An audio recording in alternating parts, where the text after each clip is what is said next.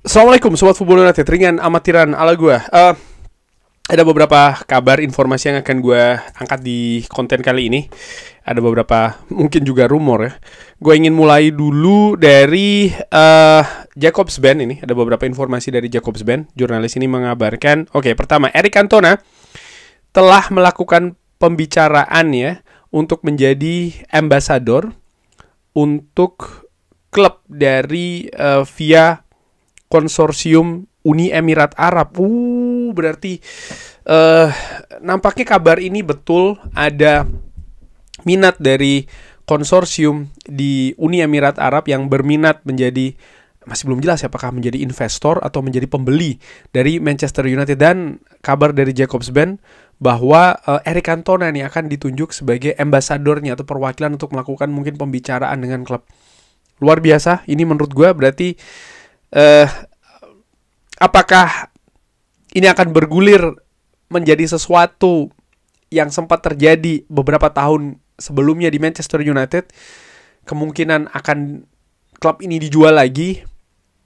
Kalau memang kabar ini disebutkan oleh Jakobsben, di mana setahu gue dia memiliki kredibilitas yang cukup oke dengan kabar-kabar yang disebutkan, ya mungkin ada ke arah sana. Cuman begini, belum tentu ini tentang menjual klub.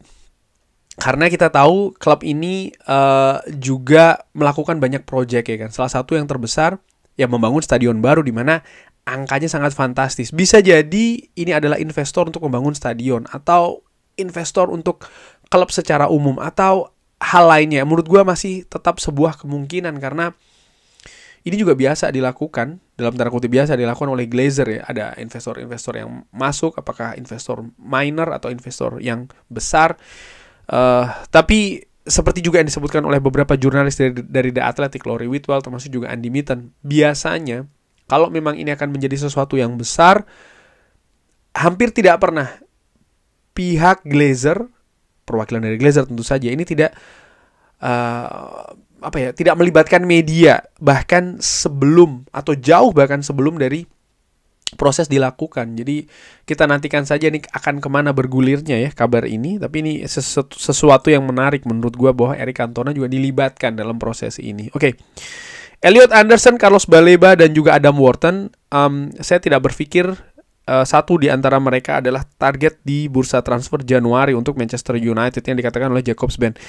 Ya, make sense, masuk akal. Gue juga sudah pernah katakan berulang-ulang bahwa dari 3 nama ini, apakah akan didatangkan 1, apakah akan didatangkan 2, kecil kemungkinan ini akan terjadi di bulan Januari.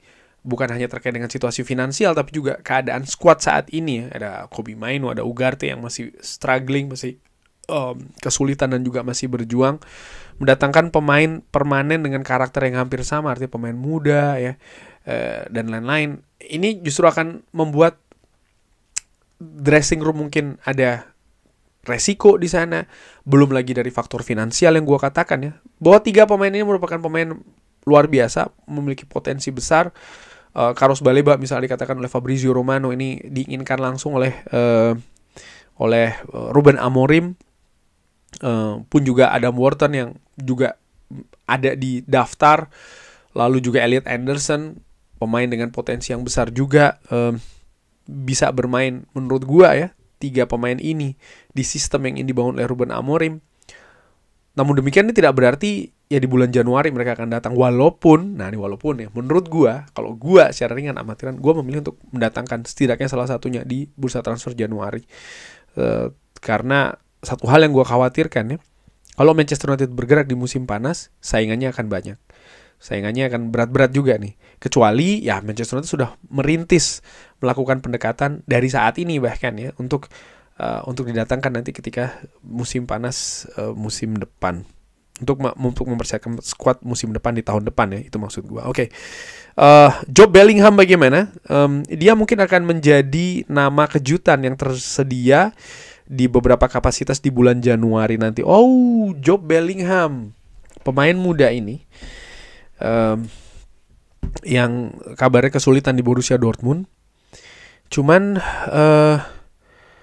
ya gue berpikir seperti ini. Kalau misalnya dia merupakan adik dari Jude Bellingham, kita tahu bagaimana Jude Bellingham fantastis, pemain luar biasa. Dan pemain ini menunjukkan kapasitas yang berbeda, Jude Bellingham ya, di Borussia Dortmund. Artinya ketika dia masih di Borussia Dortmund, ya dia ini menjadi pemain inti, pemain yang memberikan kontribusi besar, sehingga bahkan klub sebesar Real Madrid ya kan, dan dia menurut gue cukup sukses di Real Madrid sejauh ini dengan penampilannya.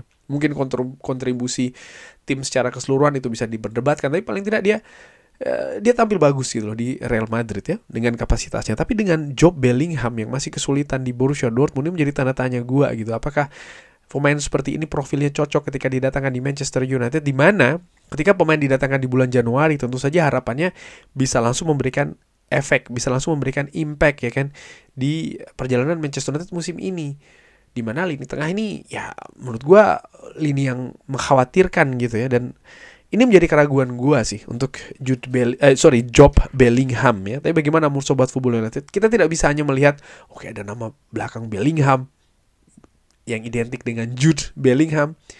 Job Bellingham pemain yang berbeda menurut gue. Tapi bagaimana menurut Sobat Football United? Drop di kolom komen. Pemain atau kabar lainnya masih dari Jakobsben.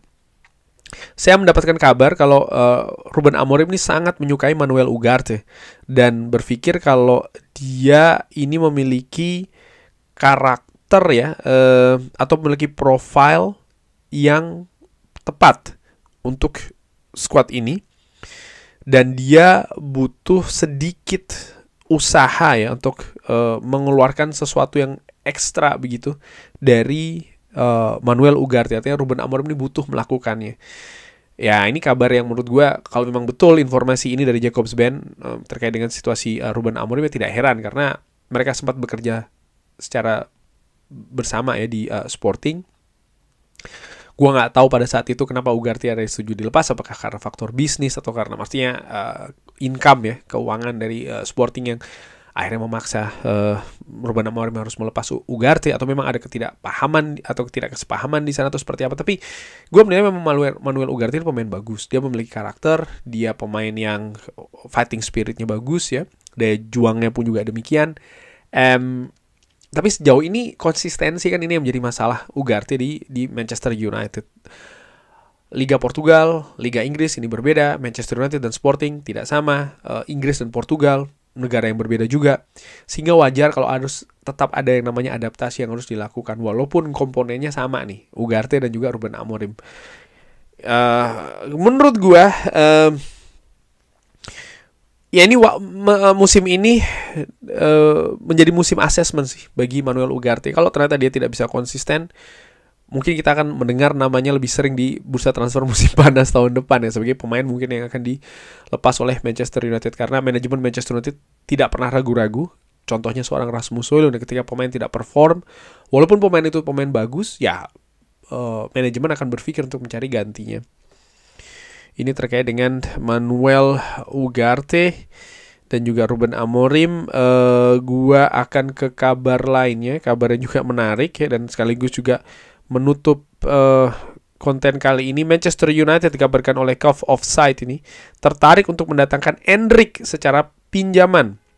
Pemain Brazil ini diperkirakan akan meninggalkan Real Madrid karena kurangnya waktu bermain. Dengan 8 klub kabarnya ini tertarik. Endrick, pemain Brazil yang didatangkan di musim panas tahun lalu, jadi baru semusim, dengan angka 47,5 juta euro dari Palmeiras ke Real Madrid. Saat ini valuasinya ada di angka 35 juta euro. Pemain yang masih berusia 19 tahun. Dan kalau melihat posisi dari Endrick ini ada pada center forward, second striker. Dia pemain yang cepat, dia pemain yang menurut gua memiliki potensi besar, teknik tinggi juga. Pemain Brazil tentu saja ya, secara natural seperti itu. Tapi gua melihat seperti ini.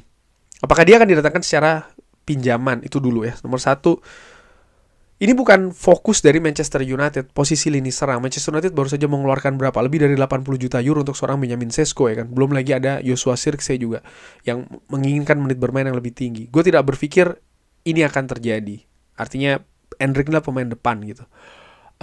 Pemain lini serang lainnya menurut gue cukup penuh kondisi dan juga keadaannya. Kalau kita bergeser ke lini mana yang Manchester United butuhkan saat ini, ya lini tengah dan juga wingback, di mana Endrick tidak memiliki profil seperti itu. Kalau kita melihat misalnya profil lainnya bahwa dia pemain berusia 19 tahun, memiliki potensi besar, dia jarang mendapat menit bermain di Real Madrid, itu saja menurut gue tidak cukup untuk misalnya Manchester United memutuskan untuk mendatangkan Endrick ya, karena ya gue berpikir sudah ada prioritas yang terlihat jelas bagi Manchester United. Musim panas kemarin misalnya mereka mendatangkan pemain lini serang dan mereka mendatangkan penjaga gawang juga gitu ya. Dan selanjutnya fokus akan beralih ke lini lainnya.